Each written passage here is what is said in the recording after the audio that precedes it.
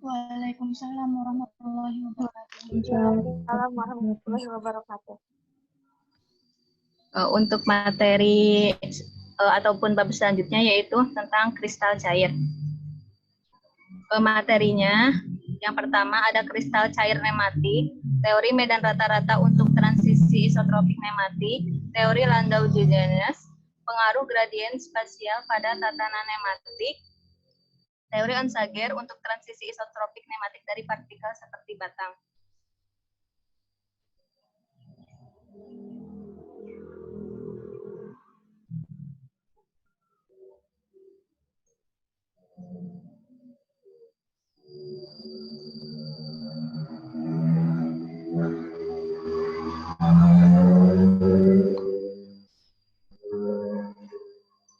Sebentar loading.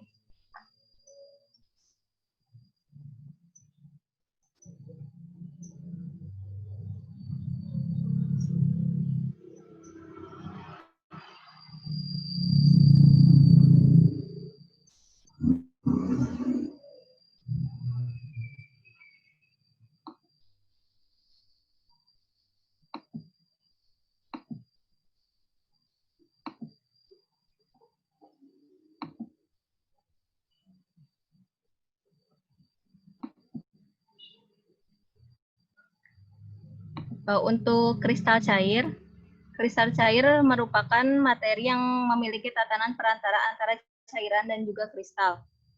Kristal cair diartikan sebagai padatan kristal dengan kondisi susunan partikel tetap teratur pada saat mulai mencair dan berubah wujud menjadi cair. Kristal cair ini juga mampu menunjukkan sifat dari padatan serta sifat dari cairan. Untuk molekul penyusun kristal cair tidak besar, ukurannya kira-kira 1 nanometer. Nah, untuk molekulnya dari kristal cair ini sebagian tersusun teratur dan sebagiannya lagi bisa tersusun secara tidak teratur. Transisi dari kristal cair normal ke kristal cair adalah contoh instruktif dari transisi keteraturan gangguan. Kristal cair nematik pada cairan berpegas ganda. Nah, fase nematik dibentuk oleh molekul seperti batang, terlihat pada gambar 5.1.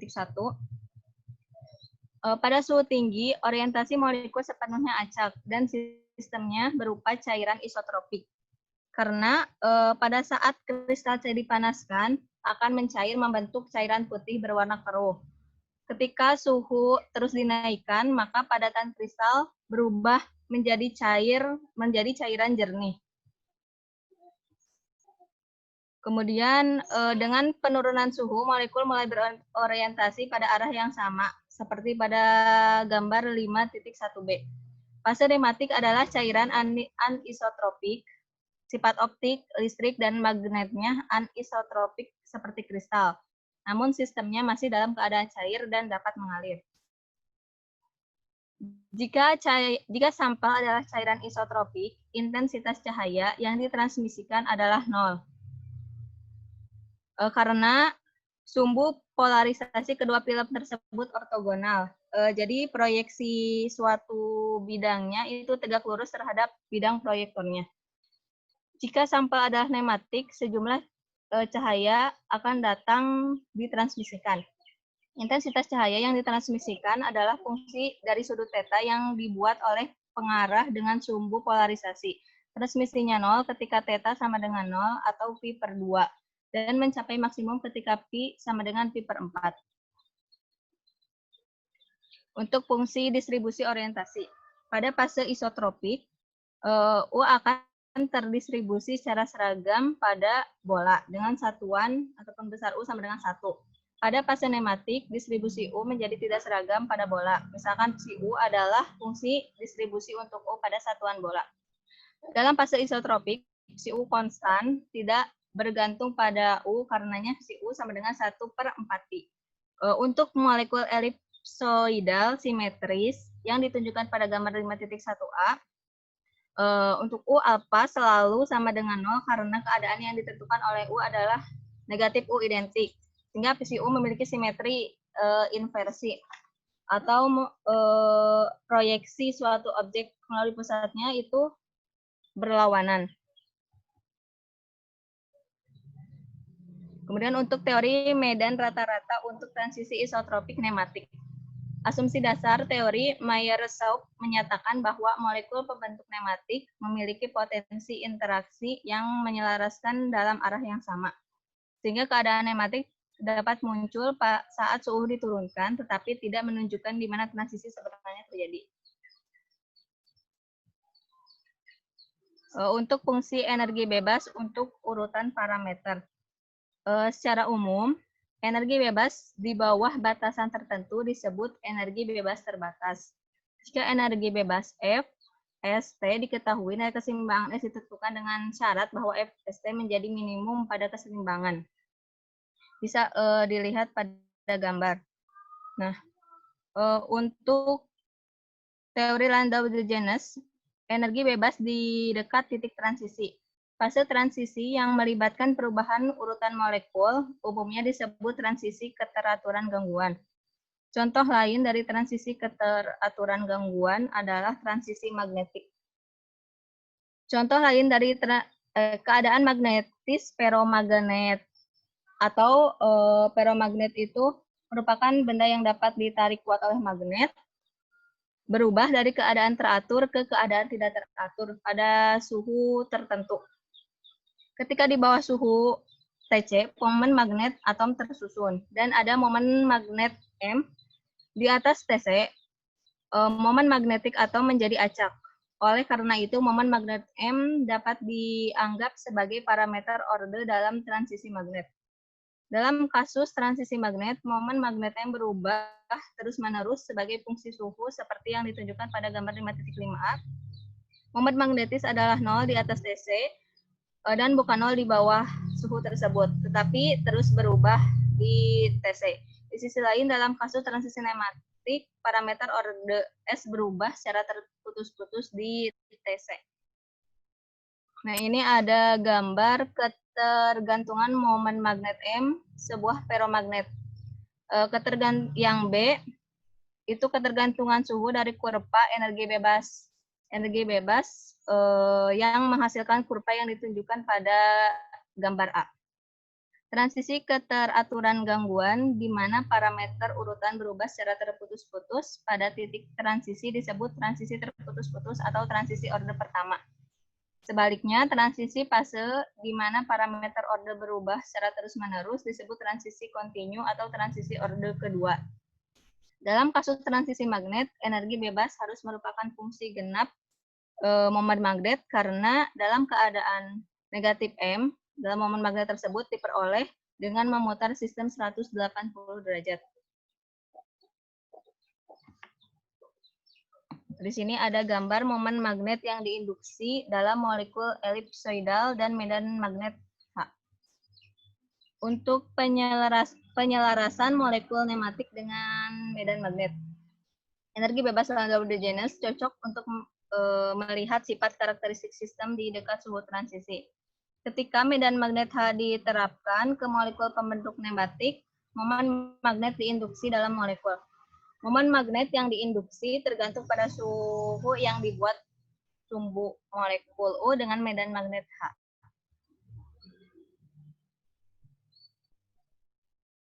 Pengaruh gradien spasial pada urutan nematik.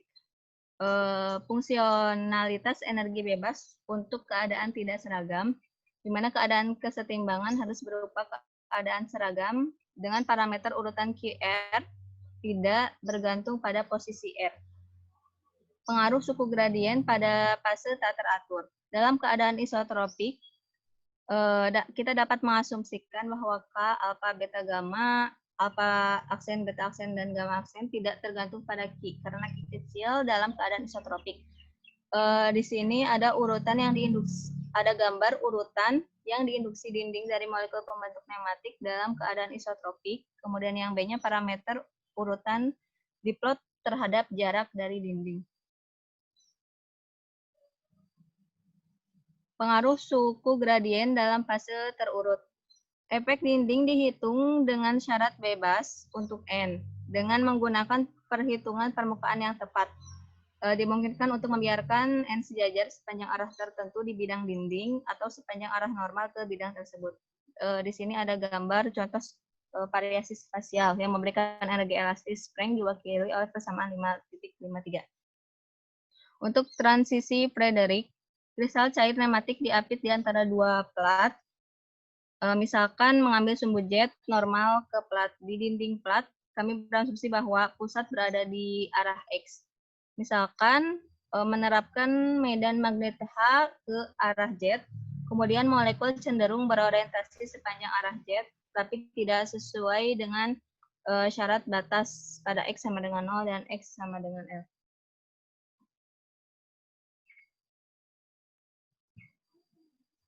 Di sini ada gambar model sel saklar optik yang memanfaatkan transisi Frederick. Nah, di sini cahaya akan ditransmisikan melintasi sel yang ditunjukkan pada gambar 5.2 sebelumnya, di mana arah polarizer membentuk 45 derajat dengan sumbu X pada bidang X min Y. Sel terdiri dari dua plat polarisasi dan lapisan nematik, di mana N dipasang pada arah X di dinding sel. Setelah dimulainya bidang magnet, nematika cenderung sejajar dalam arah Z. Untuk gambar B, itu jika medan magnet kurang dari bidang kritis di HC, maka nematik tetap sejajar dalam arah X dan cahaya ditransmisikan. Jika medan magnet lebih besar, medan magnet H lebih besar dari HC, sejajar dalam arah Z, dan cahaya tidak dipancarkan, maka intensitas cahaya yang ditransmisikan berubah secara signifikan pada HC.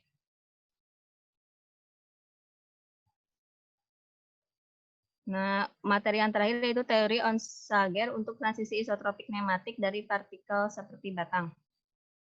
Onsager memprediksikan bahwa larutan partikel seperti batang membentuk fase nematik di atas konsentrasi tertentu. Misalkan L dan D adalah panjang dan diameter partikel, di mana aspek rasio atau perbandingan L per D itu diasumsikan sangat besar. Karena rasio L per D itu bisa sampai tak terhingga. Nah, gambar volume yang dikecualikan dari partikel seperti batang bisa dilihat di gambar A, yaitu ketika sebuah partikel yang menunjuk sepanjang U, pusat massa partikel lain yang menunjuk sepanjang U tidak dapat masuk ke dalam daerah paralel epidend seperti yang ditunjukkan pada gambar. Untuk B, yaitu garis sejajar dilihat dari arah U. Kemudian yang gambar C, itu garis paralel dilihat dari arah U cross U aksen. Paralel epidend memiliki alas belah ketupat dengan luas L kuadrat sin theta dan dengan tebal 2D. Nah, ketika diperhatikan dua partikel, misalkan batang 1 dan 2, itu masing-masing mengarah ke arah U dan juga U aksen. Partikel-partikel ini tidak dapat saling tumpang tindih. Sehingga jika posisi batang 1 tetap, maka pusat massa batang 2 tidak dapat masuk ke suatu daerah tertentu. Dalam kasus kristal cair lioptrik, karena dalam kristal cair ini terdapat klasifikasinya ada termotropik dan juga liotropik. Jika termotropik itu akan berubah menjadi kristal cair dalam kisaran suhu tertentu, sedangkan liotropik akan berubah menjadi kristal cair ketika dicampur dengan air dan pelarut polar lainnya. Misalkan pelarut polar itu air gitu. Nah, transisi dari keadaan isotropik ke keadaan nematik disertai dengan pemisahan fasa, yaitu ketika fasa nematik muncul, larutan akan terpisah menjadi dua larutan isotropik dengan konsentrasi psi-A dan larutan nematik dengan konsentrasi Pb. Baik Pa maupun Pb memiliki larutan yang sama dengan Pc2, yaitu Pa sebanding dengan Pb sebanding dengan rasio D per L. Terima kasih. Itu sedikit pemaparan materi tentang bab 5 dari saya. Sudah, Pak? Ya, terima kasih ya. Mohon dibalik ke yang depan, halaman depannya. Silakan.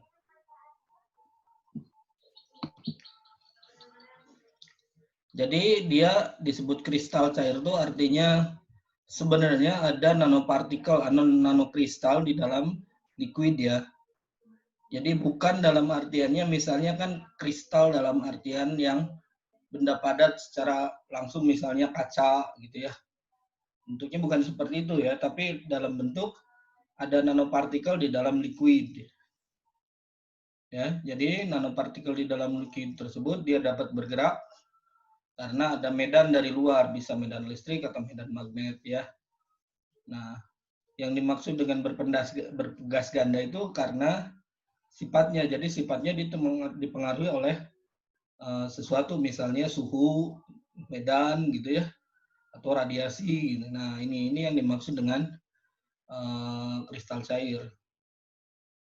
Nah, misalnya dia cairan isotropik atau non isotropik gitu ya. Itu sebenarnya ini sifatnya khusus atau ini secara umumnya, tapi secara khususnya nanti beda-beda. Misalnya partikelnya, apakah dia partikel nanokristalnya itu adalah magnetik atau misalnya fotonik gitu ya, atau misalnya konduktif gitu ya. Nah itu intinya adalah energi dari luarnya itu bergantung dari sifat dari materialnya. Nah lanjut Neng ke yang magnetik tadi ke bawah. Terus, nah ini tadi halaman 4. Nah dia kan sebenarnya ini adalah sel optik ya. Jadi secara sederhananya gini. Jadi si cahaya akan dilewatkan ke sebuah lingkungan atau sebuah daerah yang berisi liquid kristal.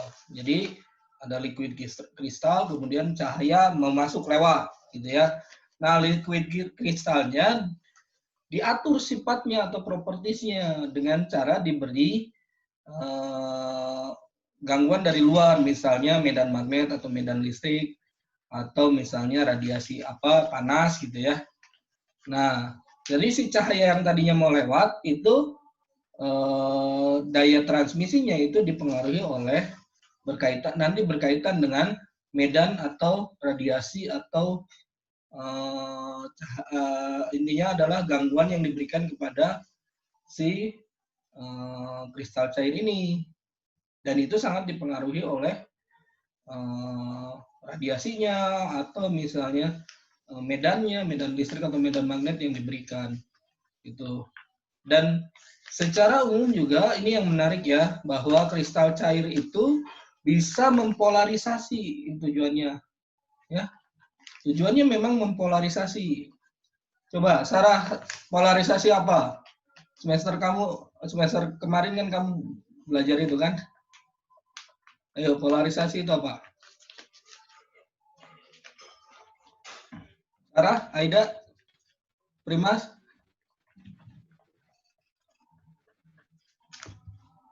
Ya, Pak. Ayo, polarisasi apa?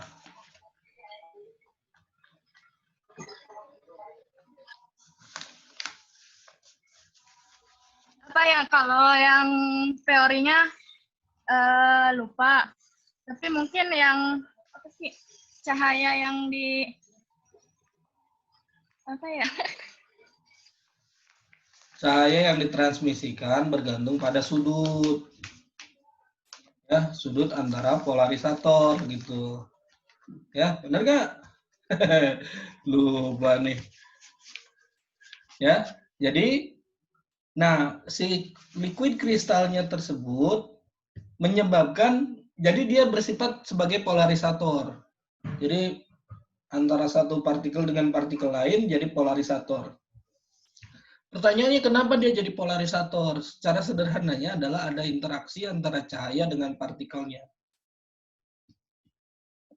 Itu balik lagi ke fisika modern, bahwa kalau terjadi interaksi ya bisa jadi penyerapan, absorpsi gitu ya, ada refleksi kemudian ya. Nah ini secara sederhananya absorpsi, refleksi dan yang lainnya itu berkaitan dengan transmisi cahaya yang terjadi di di dalam liquid kristal tersebut. Lanjut, Neng. Ya. Oke. Nah, lanjut tadi. Nah, ya.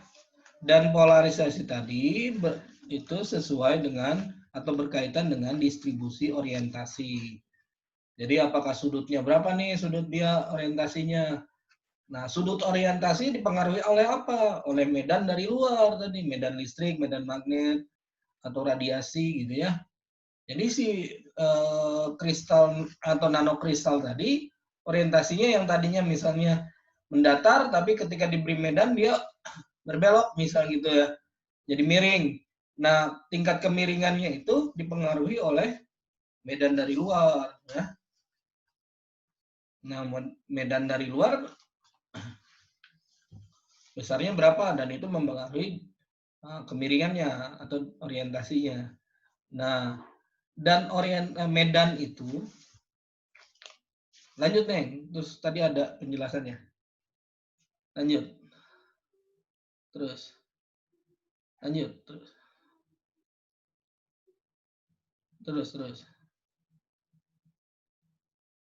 Lanjut. Nah, ini lihat coba yang tuh, yang ini. Semakin dekat ke sumber medan, itu orientasinya makin kuat. Ya, dia sejajar. Tapi kalau misalnya dia makin jauh dari sumber medan, misalnya adalah sumber panas, sumber listrik, gitu, atau medan magnet gitu ya, ini makin kecil medannya. Kenapa? Karena kalau listrik sendiri kan 1/R², ya. Ininya kekuatannya makin jauh, makin 1/R². Medan magnet berapa? 1/R⁻3. Ya. Kalau temperatur itu delta T. Ya. Gitu kekuatan radiasinya misalnya dari temperatur gitu ya. Nah, makanya ada fasenya ya. Jadi yang B ini nih. Yang gambar B ini. Jadi yang orientasi yang dekat sekali orientasinya kuat gitu, yang tengah, yang jauh maksudnya yang jauh orientasinya rada acak gitu. Nah, dari sana kita bisa simpulkan, oh nanti kita bisa membangun lanjut ke bawah. Halaman 12. Oke, lanjut. Nah, ini ya. Kalau ini pengaruh suhu ya. Maaf. Oh, suku gradien, maaf ya. Ya. Kemudian lanjut.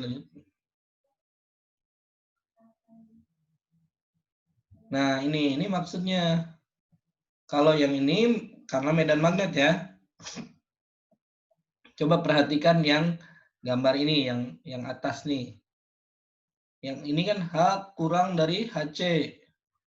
H lebih besar dari HC ya. Nah, kalau H kurang dari HC, dia orientasinya bagus nih. Vertikal semua. Kelihatan nggak? Ya. Nah, sedangkan kalau lebih besar, ternyata yang orientasi yang di tengah itu malah mendatar. Seakan-akan ya. Nah, ini nih, gambar yang ini. Seakan-akan kalau medan magnetnya besar, bagian tengahnya itu ngeblok cahaya. Sedangkan medan magnet yang lebih rendah dari HC, dia meloloskan cahaya. Gitu ya. Kebayang nggak? Jadi cahaya anggaplah dari bawah gitu. Ke atas, yang ini, yang HC, H kurang dari HC, dia akan diloloskan. Sedangkan kalau lebih besar dari HC, ya, sedangkan H lebih besar dari HC, dia lebih tidak bisa lolos, gitu ya. Jadi ada HC tertentu yang dia sebagai penghalang atau meluluskan intensitas, atau yang H lebih besar dari HC justru dia memblok misalnya gitu ya. Gitu. I maksimal kurangi I misalnya gitu ya. Ini yang ini nih kurvanya nih. Kurva yang B nih. Yang tadinya tidak ada cahaya yang lewat, cahaya penuh kemudian diblok oleh liquid kristal ini. Ini manfaatnya buat apa? Untuk pengaturan layar monitor gitu ya, berbasis medan magnet misalnya gitu ya, berbasis LED, di mana si cahaya yang lewat itu dipengaruhi oleh medan magnet dari liquid kristalnya. Jadi yang satu titik diberi medan magnet, titik yang lain enggak gitu ya. Dan hasil akhirnya jadi bentuknya layar misalnya gitu. Atau kaca untuk ruangan misalnya dimatikan atau dinyalakan si medan magnetnya, maka si layar itu atau kaca itu berwarna hitam. Tetapi ketika dimatikan misalnya gitu ya, dia jadi bening kembali gitu. Nah, prinsip dasarnya adalah liquid kristal ini. Atau kalkulator ya, zaman dulu ya, di mana kita ketika kita ketik ada yang tadinya tidak terlihat warna sekarang jadi warna hitam. Nah, sebenarnya itu adalah prinsip dari liquid kristal. Sekarang aplikasinya sudah ke yang lebih canggih, maksudnya teh besaran displaynya udah sangat besar, bahkan meteran, puluhan meter gitu ya. Ini gabungan dari beberapa monitor gitu, atau layar, atau bahkan jutaan dari titik-titik pixel dari ini apa, liquid crystal ini. Jadi LCD, liquid crystal display, nah itu maksudnya. Basisnya seperti ini. Lanjut. Tadi dibahas tentang suhu Curie, coba. Ada suhu Curie yang tadi dibahas sebelumnya? Ada suhu Curie, medan magnet, terus ke atas berarti. Lanjut ke atas. Oke. Nah ini.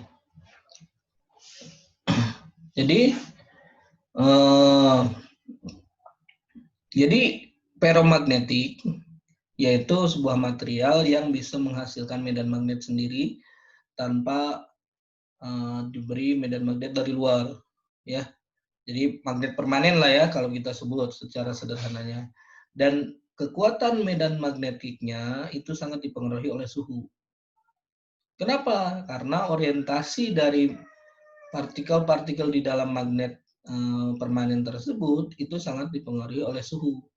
Jadi kalau suhunya makin tinggi, orientasinya makin acak.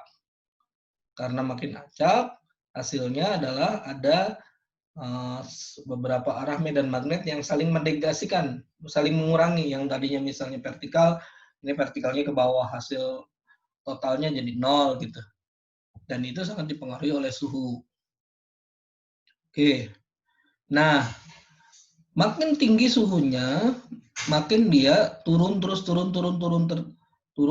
sehingga pada suhu tertentu yang kita sebut TC, ya. Nah, TC itu adalah suhu di mana medan magnet dari ferromagnetik hilang. Yang tadinya ferromagnetik dia bisa jadi menjadi diamagnetik, ya, atau yang lainnya. Nah, TC itu apa? Kalau bahasa sederhananya itu adalah suhu Curie. Namanya TC, suhu Curie. Ya. Di bawah suhu TC, momen magnet atom tersusun dan menghasilkan medan magnet. Tetapi di atasnya, momen magnet menjadi acak dan hasilnya adalah M-nya menurun bahkan sampai hilang. Dan pada titik tertentu TC itu kita sebut sebagai titik transisi magnetik, yang tadinya ferromagnetik menjadi diamagnetik. Nah, ini kita harus berterima kasih ke Curie, perempuan, Marie Curie. Ya, Marie Curie itu adalah perempuan pertama yang mendapat Nobel 2 kali. Ya, Pierre Curie, suaminya, dan Marie Curie mendapatkan Nobel pertama dalam bidang fisika untuk radioaktif. Ya, dia menghasilkan penelitian tentang radon, ya, dan yang lainnya, polonium, dan seterusnya. Kemudian dia mendapat Nobel dalam bidang kimia. Kenapa? Karena dia menemukan bagaimana cara mengekstrak radionukleida, ya. Dan sampai hari ini dia yang tidak bisa diterkalahkan. Kenapa? Karena pertama suaminya dirinya dapat 2 kali, suaminya dapat sekali, anaknya dapat sekali Nobel juga. Ya. Nah, salah satu yang dia temukan adalah tentang suhu transisi magnet atau suhu Curie. Sejujurnya di fisika zat padat dibahas itu, tapi nggak kebahas ya kemarin ya, karena keburu lockdown ya. Oke, lanjut halaman selanjutnya. Nah, digambarkannya pada gambar ini nih, ya. Jangan dulu. Yang gambar A nih. Jadi medan magnet dipengaruhi oleh suhu. Oke, gitu ya. Oke, lanjut. Terus lanjut, terakhir.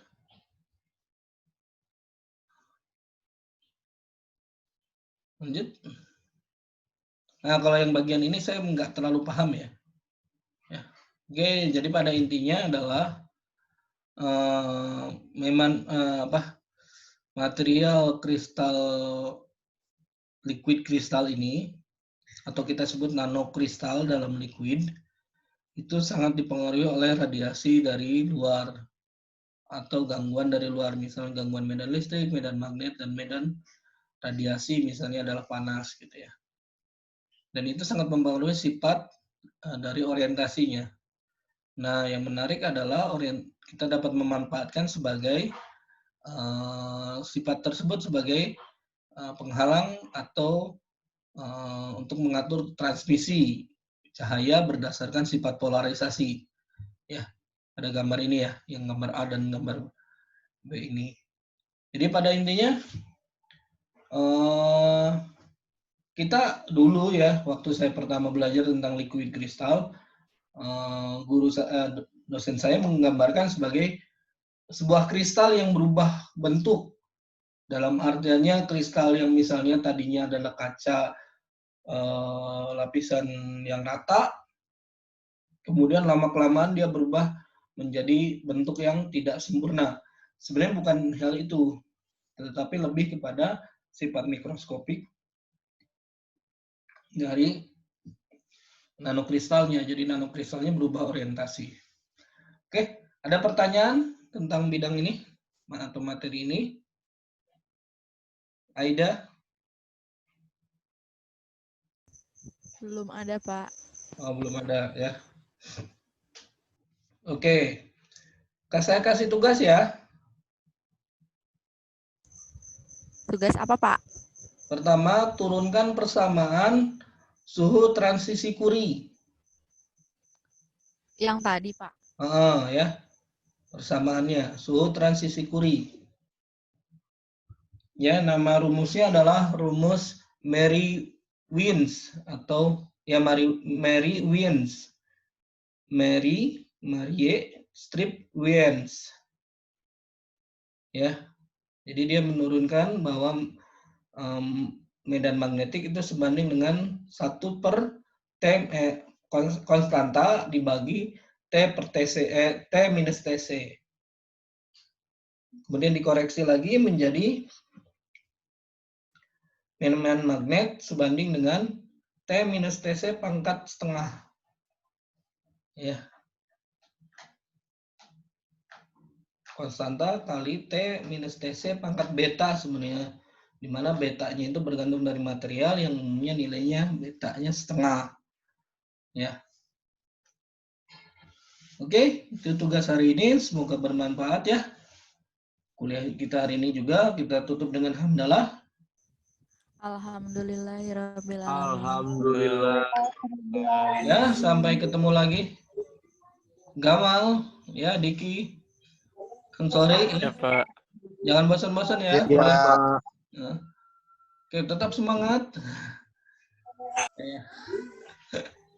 Oke. Ya, assalamualaikum warahmatullahi wabarakatuh. Waalaikumsalam Waalaikumsalam warahmatullahi warahmatullahi wabarakatuh. wabarakatuh. Semangatnya. Terima kasih, Pak.